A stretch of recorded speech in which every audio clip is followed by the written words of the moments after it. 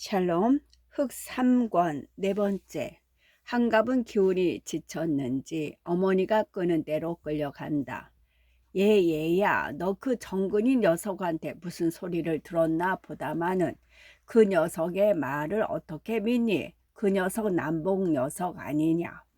변호사가 이 동네에 들어온 뒤로 유 산장내 장리벼가 시세가 없어서 그 집 식구들은 변호사를 잡아먹으려 드는데 네가 정근의 말을 믿고 변호사와 니처를 의심하다니 말이 되니? 니처로 말하면 내가 꼭 한 방에 데리고 있었는데 무슨 의심이 있니? 의심이 있으면 내가 먼저 알지. 너나 정근이나 안단 말이냐? 또 변호사는 그럴 사람이 아니야. 정근이 녀석이 돌아온 뒤로 동네 인심이 변한 모양이더라마는 다들 잘못이지 잘못이야. 변호사나 유치원 선생이나 다 제 돈 갔다가 동네 위에 좋은 일 하는데 그 은혜를 몰라보고 이러니 저러니 말이 되나? 내가 그렇게 달러도 도무지 듣지를 아니하고 그 남봉 녀석의 말을 믿고서 글쎄 이게 무슨 일이냐? 니처가 저렇게 하여를 하니 뱃속의 아이가 성할 수가 있나? 아이고 인연의 발자야. 죽기 전에 손주 새끼라도 한번 안아볼까 했더니 이게 다 무슨 죄고? 왜 죽지를 않고 살아서 이 꼴을 보는지. 너 아버지가 젊어서 술을 먹고 사람 때려서 그 사람이 그 빌미로 죽은 일이 있느니라.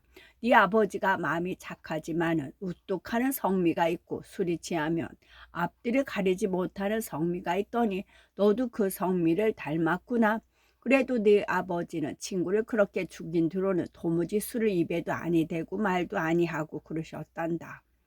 이렇게 집까지 가는 동안에 한갑 어머니는 아들을 향하여 여러 가지 말을 하였다. 그러는 동안에도 아이고 저거 어린애가 떨어졌으면 어떻게 해 하고 혼자 한탄을 하였다. 한갑 어머니에게 이제 남은 소원은 손주 새끼를 안아보는 것이었다. 한갑 어머니 눈앞에는 꼬물꼬물하는 손주가 보였던 것이었다. 그에게는 며느리가 죽는 것보다는 손주가 떨어지는 것이 더 중요한 일이었다. 집에 돌아오니 수는 아직도 그대로 엎어져 있었다. 한갑은 어머니의 말에는 대답도 아니하고 비틀거리고 따라왔다.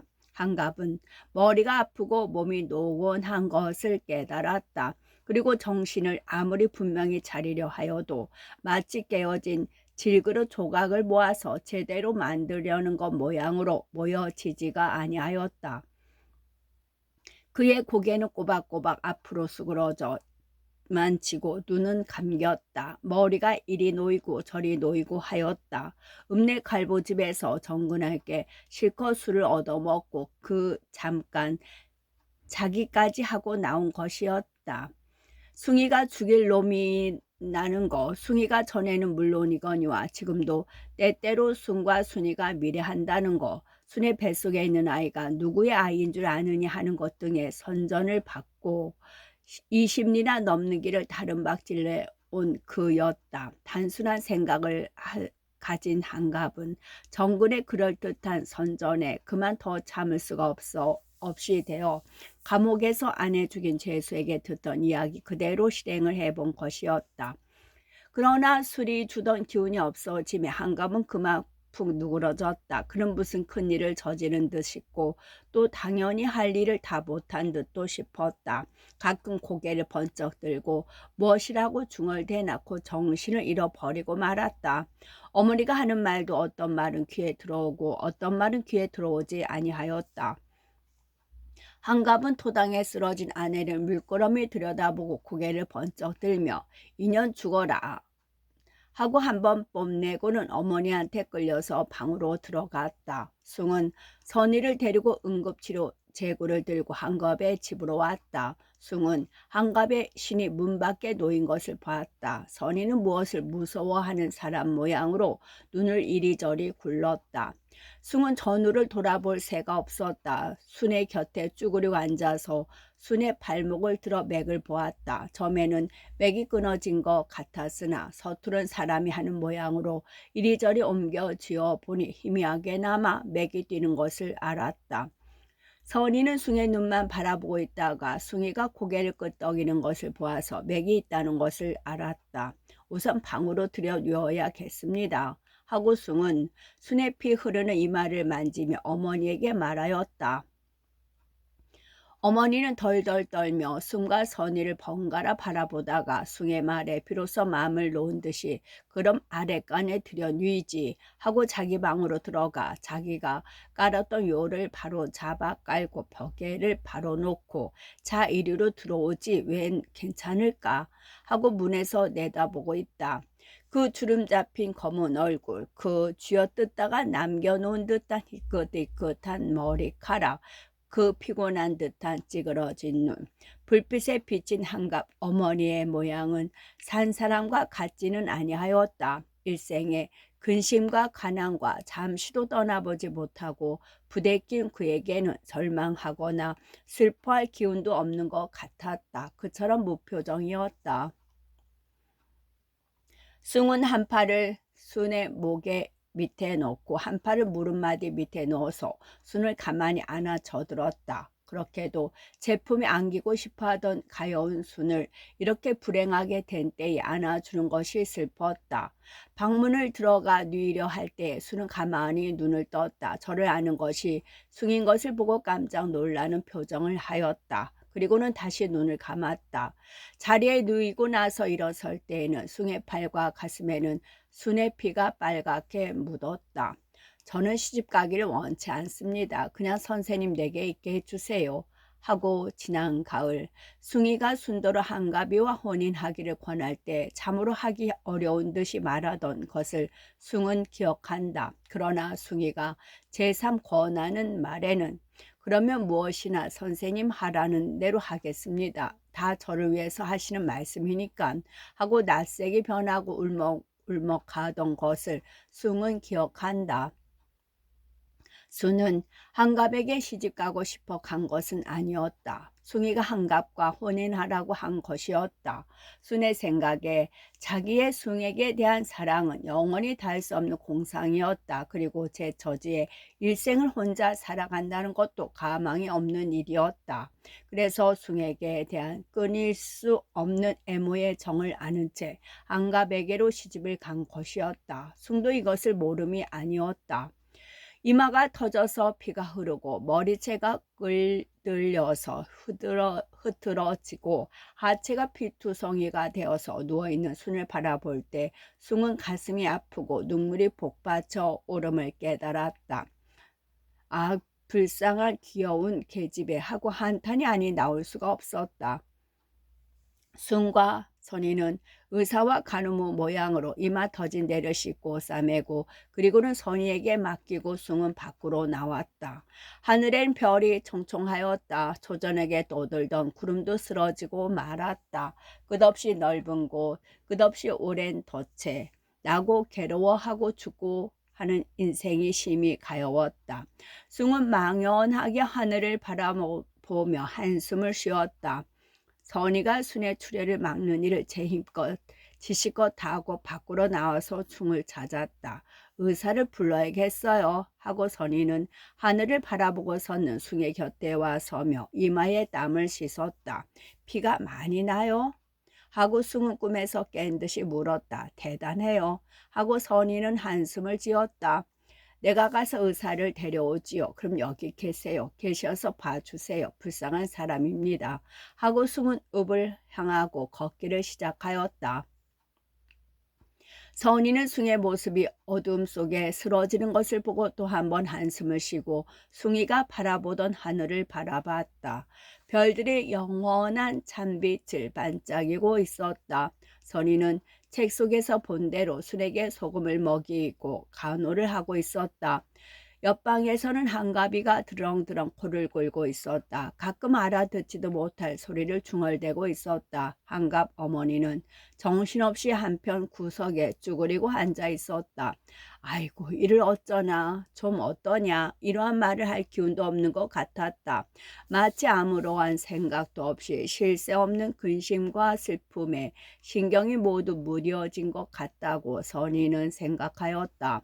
어머니 하고 순이가 눈을 뜨고 불렀다. 왜? 하고 한갑 어머니가 무릎을 걸어서 며느리 곁으로 왔다. 어머니 저는 아무 죄도 없습니다. 하고 순은 눈물을 흘렸다. 그럼 네가 무슨 죄가 있니? 그 녀석이 죽일 놈이 되어서 정근이 놈의 말만 듣고 그러지. 하고 한갑 어머니는 힘있게 대답하였다. 어머니만 그렇게 알아주시면 저는 죽어도 한이 없어요. 하고 수는 느껴 울었다. 수는 인제야 의식을 완전히 회복하여 전후사를 헤아린 모양이었다. 죽기는 왜 네가 죽어? 이 애미는 어떡하고 안 죽는다 응 하고 한갑 어머니는 있는 웅변을 다하여 죽어가는 며느리를 위로하는 셈이었다. 수는 다시 말이 없었다. 얼굴에 흘러내리는 눈물만이 희미한 불빛에 번쩍거렸다. 선희는 순이가 다 말하지 못하는 한없는 생각과 슬픔이 알아지는 것 같았다. 그래서 가슴이 아팠다. 선생님 하고 얼마 있다가 수는 다시 눈을 뜨고 불렀다. 선생 읍내에 가셨소. 하고 선희는 순의 얼굴에 입을 가까이 대고 앓는 동생에게 대답하는 모양으로 대답하였다. 왜? 하고 수는 다시 물었다. 의사 부르러. 하고 선희는 손바닥으로 순의 눈물을 씻었다. 이 밤중에? 난 살고 싶지 않아요. 하고 수는 새로운 눈물을 흘렸다. 왜 그런 소리를 해? 하고 선희는 순의 손을 잡았다. 나 죽기 전에 허 선생님이 돌아오실까? 하고 또 한 번 순의 눈에서 새 눈물이 흘렀다. 곧 오실걸. 오실 때는 자동차로 오실걸. 하며 선희는 순의 맥을 만져봤다. 맥은 알아볼 수 없으리만큼 약하고 입술은 점점 휘어졌다. 순은 다시 눈을 뜨며 선생님 하고 선희를 부른다. 왜 그러우? 마음을 편안히 가지지. 그렇게 여러 생각은 마시오. 하고 선희는 순의 어깨를 만진다. 자꾸 정신이 희미해 가요. 이 정신이 남아있는 동안에 할 말을 다 해두고 싶은데 자꾸 정신이 흐릿하게 가는 걸. 하고 수는 말을 계속하기가 힘이 들어 한다. 왜 그런 말을 하오? 피가 좀 빠지면 빈혈이 되어서 그렇지만 출혈만 그치면 곧 회복된다오. 파란 얼른 생기는 것이거든. 아무 염려 말아요. 피란 얼른 생기는 것이거든. 아무 염려 말아요. 내가 이 아이를 낳지 아니하면 무엇으로 이 누명을 벗어요. 아이를 꼭 낳아야만 누명을 벗겠는데 죽더라도 아이를 낳아놓고 죽어야겠는데 뱃속에 어린애가 벌써 죽었을 것 선생님. 이 누명을 어떻게 씻습니까? 내 누명도 누명이지만은 친부모보다도 오빠보다도 더 은혜가 많으신 선생님의 허 선생님의 명예를 어떻게 합니까? 아무 죄도 없이. 나물 하고 옆방에서 한갑이 소리가 들린다. 나 물 주워 어디 갔어? 하는 소리를 지른다. 한갑은 1시간쯤 자고 나서 옆에 아내가 누운 줄만 알고 있는 모양이다. 이놈아 정신이 들었느냐 하고 한갑 어머니는 다 찌그러진 장지를 열어 제치며 이놈아 글쎄 아무리 술을 처먹었기로 이게 무슨 짓이냐. 눈깔이 있거든 이 모양을 좀 보아라 좀 보아 하고 아들의 다리를 쥐어뜯는다. 왜 하고 한갑은 잘 떠지지 않는 눈을 억지로 뜨며 벌떡 일어앉아 아랫목을 내려다본다. 이마를 싸매고 들어누운 아내의 모양을 보고는 한갑은 희미하게 남은 기억을 주워 모아 보았다. 문을 열어주는 아내의 머리채를 끌어 힘껏 둘러 맺히던 생각이 나고 읍내에서 정근이가 순이와 숭이와의 관계를 차마 들을 수 없는 말로 말하던 것이 생각나고 순이를 죽이고 숭이를 죽이겠다고 이 심리길을 허둥지둥 나오던 일이 생각난다. 그리고 숭의 집으로 뛰어 올라갔던 일도 생각나나 자세한 생각은 나지 아니하고 읍내에서 정근에게 끌려 어떤 통통한 장기와 희롱하던 생각이 났다. 그러나 모든 것이 안개 속에 있었다. 천지가 모두 뿌옇다. 아무리 눈을 크게 뜨려 하여도 도무지 분명히 보이지 아니하는 모양으로 도무지 분명히 생각하려 하여도 도무지 분명히 생각해지지 아니하였다. 어떻게 됐소? 하고 한갑은 얼빠진 사람 모양으로 묻는다. 어떻게 된 게 무엇냐? 저기 보아라. 저렇게 모두 이마가 터지고 하열이 되고 아이가 떨어지면 어떻게 한단 말이냐, 이 망할 자식아. 하고 한갑 어머니는 울며 아들의 어깨를 때린다. 그리고도 아들이 물 달라던 말을 생각하고 부엌으로 내려가서 사발에 물 한 그릇을 더 가지고 온다. 한갑은 벌컥벌컥 그 물을 다 들이켜고 도로 자리에 쓰러지더니 다시 일어나 앉으며 그깟 놈의 아이 떨어지면 대수야, 죽어라 죽어 하고 한 번 뽐내고는 또 쓰러진다. 한갑의 머리에는 희미하게 질투가 복받쳐 오른 것도 있거니와 취한 생각에 제가 한 행동을 옳게 생각해 보자는 또 남아의 위신을 보전하자는 허영심이 솟아난 것이었다. 한갑의 술 취한 꼴 말하는 모양을 보고 순은 남편에게 대하여 누를 수 없는 반감을 느꼈다. 순이가 한갑에게 시집 온 것은 사랑이 있어서 한 일이 아니었다. 순은 숭에게 대한 사랑은 첫사랑인 동시에 마지막 사랑으로 일생을 안고 가려고 결심하였다. 순은 2번 사랑한다는 것을 믿지 아니하였다. 그의 속에 흐르는 조선의 피는 한 여자의 2 사랑을 굳세게 부인하였다.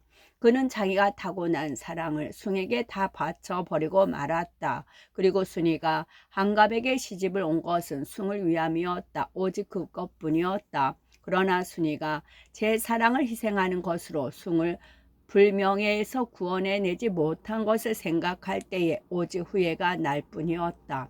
그러나 순은 한마디도 남편에게 대한 불평을 입 밖에 내려고는 아니하였다. 끝까지 숭에게 대한 자기의 희생을 완성하려고 굳게 결심하였다. 한갑은 또 코를 골았다. 그는 알코올의 힘과 피곤을 이기지 못하는 것이었다. 닭이 울고 동편이 훤하였다. 숭이가 의사를 데리고 왔을 적에는 수는 혼수 상태에 빠졌다. 배가 아프다고 가끔 깨어나서 고통을 하였으나 마침내는 정신을 차리지 못하였다. 의사는 태아가 벌써 죽었다는 것을 선언하고 추열이 과여서 태모의 생명도 위험하다 하여 고개를 흔들었다. 의사가 와서 진찰을 할 때에야 한갑이가 정신이 들어서 일어났다. 머리는 도끼로 베는 듯이 아팠고 눈은 바늘로 찌르는 것 같았다. 그러나 그것도 눈앞에 놓인 아내의 반쯤 죽은 참혹한 모양을 볼 때에 받는 마음의 아픔에 비겨서는 아무것도 아니었다. 수술을 할 수밖에 없으나 수술을 한데도 태모의 생명을 꼭 건지리라고 단언하기는 어렵습니다. 한번 해보는 게지요. 하고 의사는 마음에 없는 빛을 보였다. 어린애는 살릴 수가 없습니까? 하고 한갑 어머니는 의사가 일본말 섞어서 하는 말을 잘 알아듣지 못하고 몸을 벌벌 떨며 의사에게 물었다.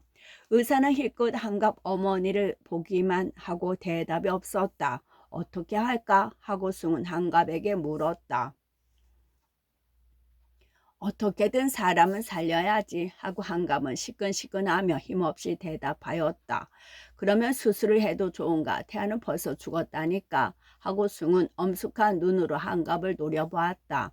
한갑은 고개를 숙여 숭의 눈을 피하면서 어떻게 해서든지 사람을 살려야지 하고 길게 한숨을 쉬었다.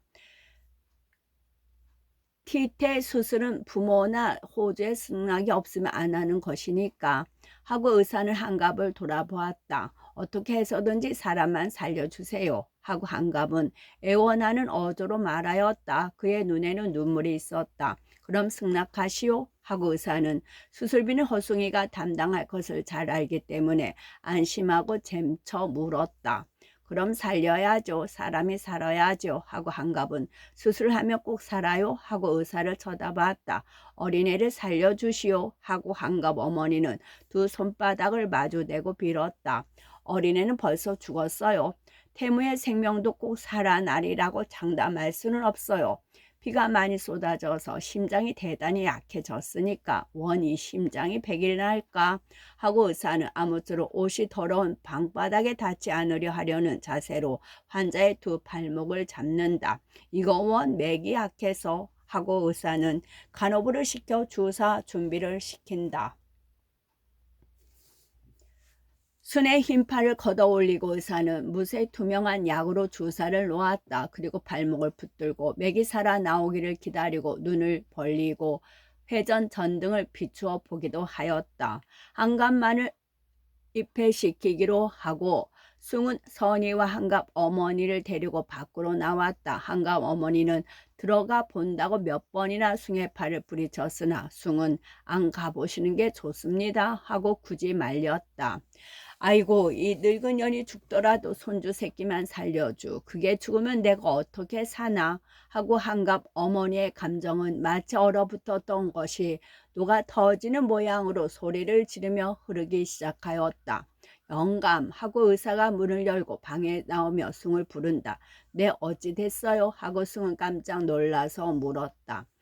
의사는 숭의 곁으로 가까이 와 서며 일본말로 도저히 지금 수술을 할 수가 없습니다. 워낙 피를 많이 잃어서 심장이 약해졌으니까 수술을 하더라도 수혈을 하거나 하기 전에는 안 되겠고 수혈을 한다 하더라도 여기는 기구가 없고 또 도저히 혼자서는 할 수가 없으니까 하고 담배를 꺼내어 피운다. 그럼 어찌하면 좋아요 하고 숭은 추조하였다.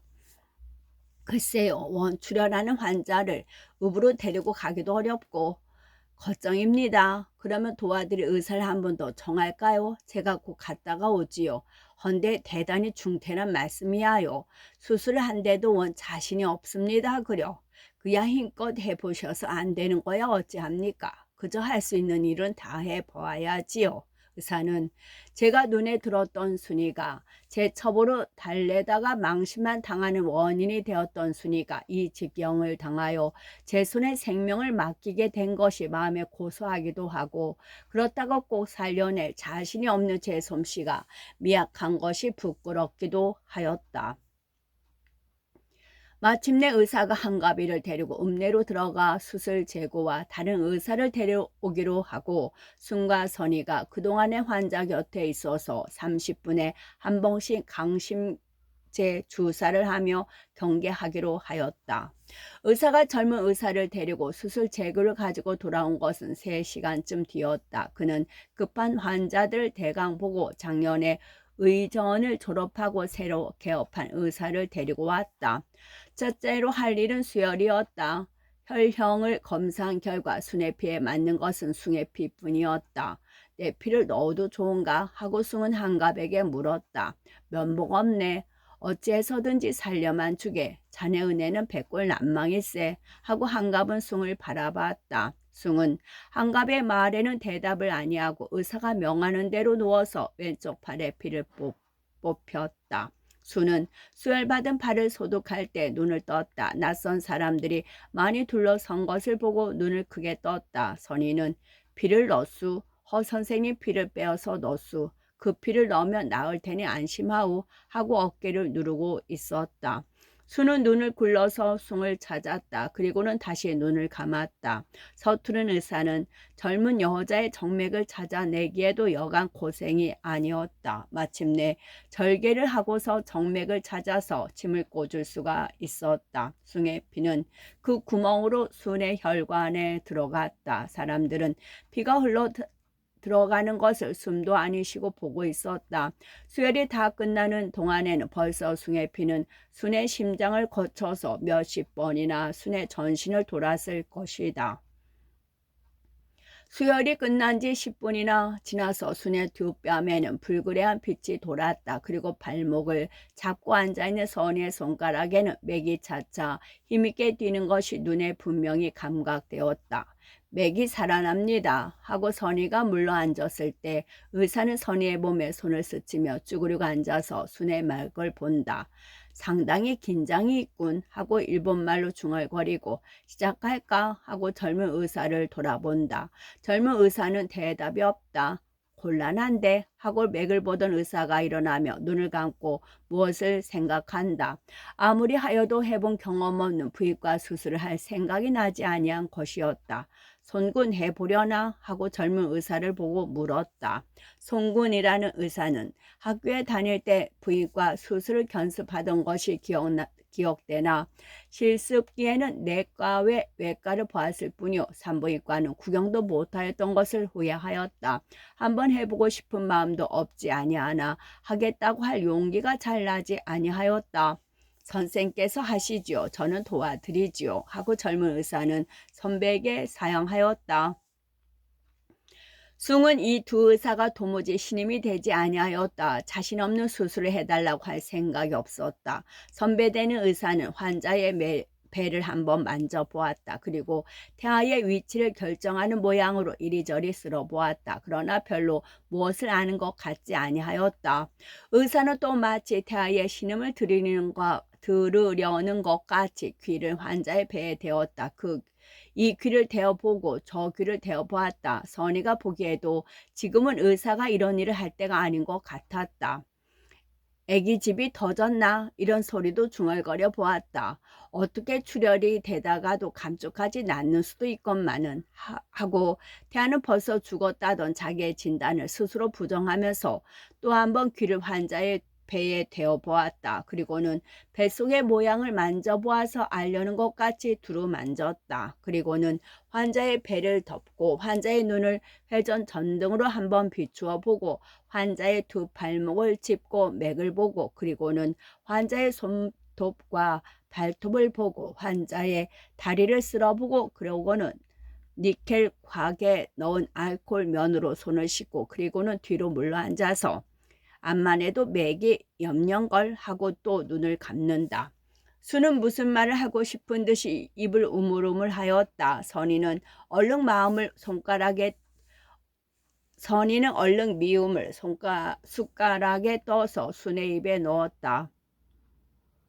그러나 수는 벌써 삼키는 힘을 잃어버린 것 같았다. 순의 이마와 가슴에는 구슬땀이 흘렀다. 선희는 수건으로 고이고이 그것을 씻었으나 씻은 뒤로 또 쏟았다. 젊은 의사는 혼자 무엇을 알아본 듯이 고개를 좌우로 흔들었다. 순의 몸은 한번 경련이 되더니 눈을 번쩍 떴다. 이봐 하고 선희는 즉각적으로 무서운 연상을 가지고 순을 흔들어 불렀다. 수술할 수가 없을 것 같습니다. 하고 맥을 만져보고 난 의사가 선언하였다. 고칠 수 없어요? 하고 한갑 어머니는 소리를 내어 울었다. 수혈을 한 번 더 하면 어떨까요? 하고 숭이가 물었다. 그렇게 하루에 2번 할 수는 없습니다. 워낙 원체 세약했으니까요. 암만 해도 자신이 없습니다. 하고 간호부를 시켜 내어놓았던 기구를 주워 넣게 하였다. 지금껏 말없이 섰던 한갑은 아내의 곁에 앉으며 아내를 흔들었다. 대답이 없었다. 한마디만 하오 하고 어깨를 잡아 흔들었다. 내가 당신을 죽었구려. 내가 두 목숨을 죽였구려. 한 번만 눈을 떠서 내 말을 들어요. 하고 옆에서 말리는 것도 듣지 아니하고 손을 잡아 흔드니 수는 눈도 뜨지 아니하고 대답도 없었다. 순이 하고 선이도 순이 이마에 돋은 땀을 씻으며 불렀다.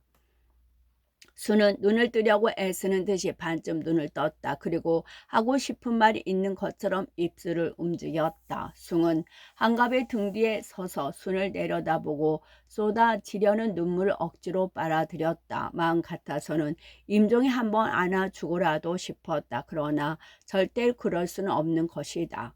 순이가 세상을 떠나기 전에 한마디 하고 싶은 말이 있는 것 같았다. 그러나 그것도 제대로 할 수 없는 일이었다. 순을 죽이는 것이 내가 아닌가 하는 생각이 숭의 가슴을 찔렀다. 그렇다 내다. 그렇게 나를 따르는 순을 내가 아내로 삼았다면 이러한 비극은 없었을 것이 아닌가. 왜 나는 순을 버리고 정성과 혼인을 하였던가. 순에게 대한 사랑과 의리만 지켰다면 정선의 다리가 끊어지는 비극도 안 일어났을 것이 아니었던가. 이 모든 비극은 다 나 때문이 아닌가 하고 생각할 때 숭은 골이 송연함을 깨달았다. 의사는 제후로 강심제 하나를 주사하고 슬며슬며 가버리고 말았다. 밖에서 간호부를 시켜 청구서를 숭에게 들려보내고 가버렸다. 그 청구서를 받고 숭은 명상에서 깨어났다. 한편 한갑은 울며 아내를 흔들었다. 아이고 이를 어찌하나 하고 한갑 어머니는 못 만난 손자를 생각하고 울었다. 선희는 순의 입에다가 물을 떠 넣었다. 그러나 물도 그저 흘러나오고 말았다. 강심제 주사의 힘인지 순은 눈을 떴다. 그러나 눈알이 돌지는 아니하였다. 한갑은 순의 눈에 저를 비치려고 순의 눈앞에 제 눈을 가져다 대고 내야 내야 알아내야 소리를 질렀다. 수는 얼굴 근육을 빙그레 웃는 모양으로 움직였다. 그러나 그것이 웃는 것인지 경련인지는 알 수가 없었다. 한갑 어머니 선희 그리고 숭 이 모양으로 차례차례 순의 눈앞에 가까이 얼굴을 대었다. 수는 또 웃는 것 모양으로 얼굴의 근육을 움직이고 그리고 나서는 스르르 눈을 감았다. 목에 갈래 끓는 소리가 그렁그렁하였다. 순에 감았던 눈은 다시 반쯤 떴다. 사람들은 순에 숨이 들어갈 때에는 또 나오기를 고대하였다. 그동안에 꽤 오랜 것 같았다. 언젠지 모르게 순의 숨은 들어가고 다시 나오지 아니하였다. 순의 반쯤 뜬 눈은 멀리 허공을 바라보고 있었다. 한갑은 미친 듯이 순을 흔들었다. 그러나 순의 무표정한 얼굴은 근육도 실룩거리지 아니하였다. 사람들은 얼마 동안 말이 없었다. 한갑은 한없이 울었다. 순은 한갑의 발을 붙들며 여보게 부인은 돌아가셨네. 자네가 부인을 오해한 죄를 부인의 낯을 가리기 전에 한번 말하게. 자네 부인은 한 점 티도 없는 이일세. 사람이 죽어서 혼이 있다고 하면 아직도 부인의 혼은 자네 곁에 있어서 자네가 잘못 알았다. 용서한다는 한마디를 기다리고 있을 것일세 하였다. 숭이 면목 없네. 내 아버지가 사람을 죽였다더니 나도 사람을 죽였네. 내 아버지는 남이나 죽였지만은 나는 제 아내와 자식을 죽였네. 그려 내가 무슨 면목으로 세상을 살아있겠나. 내가 무슨 면목으로 아내의 혼을 대하여 용서하네 마네 하는 말을 하겠나. 곰곰 생각하니 자네에게 지은 죄가 한이 없네. 이 어리석은 놈이 그 죽일 놈의 말을 믿고 하고 머리를 흔들며 주먹을 불끈 쥐고 몸을 푸르르 떤다. 한갑에게는 열정이 있는 동시에 순한 듯한 그 성격 중에는 어느 한 구석에 야수성이 있었다. 그의 빛이 검고 피부가 거칠고 눈이 약간 하삼백인 것이 그의 무서운 성격을 보였다. 한갑은 몇 번이나 주먹을 쥐고 몸을 떨더니 죽은 아내의 가슴에 제 낯을 대고 내가 잘못했소. 죽을 죄를 잘못했소. 나를 용서해 달라고는 아니하오. 용서 못할 놈을 어떻게 용서하겠소. 당신의 가슴에 아픈 원한이 맺혔거든 그것을 풀어주시오. 그리고 기쁘게 천국으로 가시오 하고 소리를 내어 울었다. 선희도 울고 숭도 울었다. 한갑 어머니는 정신이 잃은 사람 모양으로 가만히 있었다. 그의 희미한 눈앞에는 꼬물꼬물하던 손자의 모양이 눈에 띄었다. 동네에는 한갑이가 순이를 발길로 차서 죽였다는 소문이 퍼졌다. 이 소문이 퍼지자 유신의 정년들은 분개하여 가만둘 수 없다는 의논이 높았다. 좋은 불은 적삼이 아직 한갑의 집 지붕에 남아있을 때 유시집 청년 4~5명이 모두 울분한 빛을 띠고 한갑의 집으로 몰려왔다. 한갑이 하고 그 중에 갑정년이 앞장을 서서 불렀다. 한갑이가 나왔다. 우리 누이가 죽었다지 하고 갑정년은 한갑을 노려보았다. 한갑은 말없이 고개를 끄덕끄덕 하였다. 말짱하던 사람이 어째 죽었나 하고 갑정년은 잼처 힐문하였다. 할 말 없네 하고 한갑은 고개를 숙였다. 할 말 없어 하고 을정년이 갑정년의 등 뒤에서 뛰어나왔다. 내가 발길로 차 죽였으니 할 말이 없지 아니한가 하고 한갑은 고개를 번쩍 들었다. 한갑의 얼굴에는 결심과 비창의 빛이 보였다. 이놈아 사람을 죽이고 너는 살 줄 아니 하고 병청년이 대들며 한갑의 뺨을 갈겼다. 한갑을 때리는 대로 맞고 있었다. 이 자식 기애가 누군 줄 아니? 유간의 딸이네. 애초에 너 같은 쌍놈한테 시집갈 아이가 아니야. 숭이 놈 때문에 네 같은 놈한테 시집간 것만 해도 분하거든. 옳지 이놈 발길로 차 죽여 하고 정청년이 대들어서 한갑의 머리와 뺨을 함부로 때렸다. 그래도 한갑은 잠잠하였다. 가만히 있어. 하고 갑 청년이 다른 청년들을 막으며 그래 무슨 죄가 있어서 내 누이를 죽였냐? 만일 내 누이가 죽일 죄가 있다면 말이지. 우리가 도리어 면목이 없겠지만은 그래 내 누이가 음행을 했단 말인가 불효를 했단 말인가 어디 말 좀 해보아 하고 힐책하였다. 자네 누이는 아무 죄도 없네. 모두 내가 잘못 생각한 것일세. 내가 미친놈이 되어서 남의 말을 듣고 죽을 죄를 지었네. 그러니까 자네네들이 나를 때리든지 경찰서로 끌려가든지 마음대로 하게 다 달게 받겠네마는 내가 자네 누이를 위해서 원수를 갚을 일이 있으니 하루만 참아주게 하고 입으로 흘러 들어오는 코피를 퇴퇴 뱉어 버렸다. 유신의 청년들은 한갑에 태어난 태도에 기운이 꺾였다. 그러할 쯤에 다른 한패의 청년들이 모여왔다. 그들도 다 유신의 청년들이었다. 그래 이놈을 가만두어 하고 새로운 청년들 중에 한 사람이 한갑이 앞으로 대들었다. 이놈아 사람을 죽이고 성할 줄 알아? 하고 그 청년은 한갑의 멱살을 잡아 당겼다. 그놈을 때려라 하는 소리가 났다. 한갑의 멱살 잡은 청년은 한갑의 따귀를 2번 갈기니 한갑은 참지 못하여 그 청년의 덜미를 짚고 발길로 옆구리를 냅다 질러 마당에 거꾸로 틀었다. 이놈아 덤비어라 이 개같은 놈들 같으니 그래 순이가 집이 없고 먹을 것이 없기로 너희 놈들이 아랑곳 했니 이 도야지 새끼 같은 놈들 같으니 내 어머니가 먹을 것이 없기로 한 놈이나 아랑곳 했니 이 죽일 놈들 같은 이놈들 너희 입으로 네 누이니 어머니니 하는 순이가 허숭이하고 어쩌고저쩌고 했지 이놈들아 너희들이 그 주둥이로 안 그랬어 그리고 이제 와서 무슨 소리야 하고 입에 피거품을 물었다. 이놈 봐라 때려라 하고 유관의 청년들이 고함을 지르고 한갑에게로 덤벼들었다.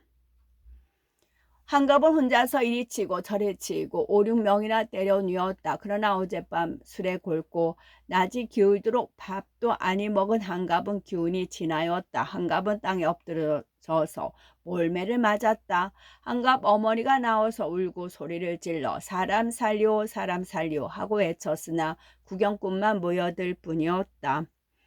이때 집에 나갔던 다니러 갔던 숭이가 한갑의 집을 향하고 왔다. 숭은 등성이에서 멀리 바라보고 서 있는 정근을 등 뒤로 보았다. 그는 한갑의 집에서 일어난 일을 바라보고 선 것이었다. 어찌하였든지 숭의 세력의 몰락은 자기의 세력의 긴장을 의미하는 것이었다. 정근은 이 동네에 온 후로 숭을 찾은 적이 없었다.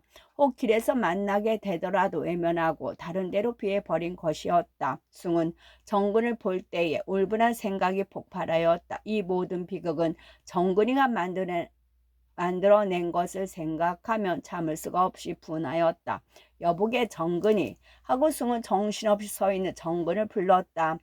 정근은 깜짝 놀라 돌아보니 숭을 발견하였다. 정근은 무의식 중에 2걸음 뒤로 물러서다가 용기를 수습하여 우뚝 섰다. 자네는 비극을 만들어 놓고 구경을 하고 섰나? 사람을 죽여놓고 구경을 하고 섰나? 하고 숭은 한 걸음 정근에게 가까이 가며 정근을 노려보았다. 그것은 네가 할 말인가? 하고 정근은 되살아났다.